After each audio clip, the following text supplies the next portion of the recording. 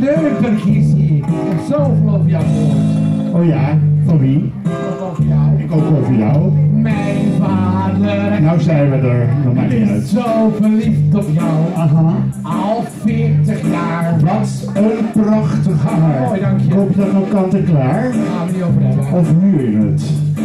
Mooie lippen, zitten jealous van je facelift. Of is dat al de tweede? Wat kost dat nou? Veel te veel voor jou. Wil je nog wat kopen, schat? Ik betaal het wel. En ik haal het wel, want ik heb jonge benen. Oh, het is allemaal theater. Een vriendelijk soort venijn. Venijn. Oh, ik lach wel, maar ik haat hem.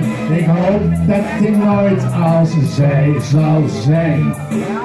Ik hoor dat jij een film doet. Ja. Voor hondenvoer. Nou ja, zo tussendoor. We krijgen 50 mil voor. Ach meid, dat valt toch mee. Oh ja? Weet je, ze boden mij een ton of 2. Maar ik heb er geen tijd voor.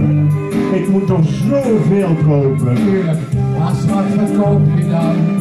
Je 5e man of je 6e? Ik was hem zeker de 7e. Nee, het was de 9e, dat was Ben, maar die is ondertussen verdwenen. Ik wou dat het een beetje regende. Oh, Het is allemaal theater, een vriendelijk soort venijn.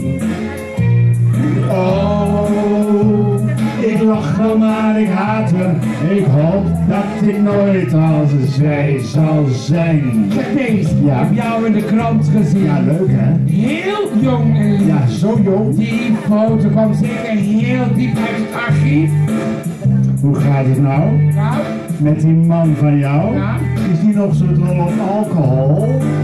hoe is met jouw rimpeltjes? De rimpeltjes die heb ik niet. Zoals u ziet, ga je met vakantie. Ja, Ga je nou weer naar Texel toe? nee, naar Ameland. Oh, en ik ga naar Griekenland. Niet waar. Samen in een duinpan. Ah, van die dingen waar je niet goed van. Ik hoop dat ik terug kan. Oh,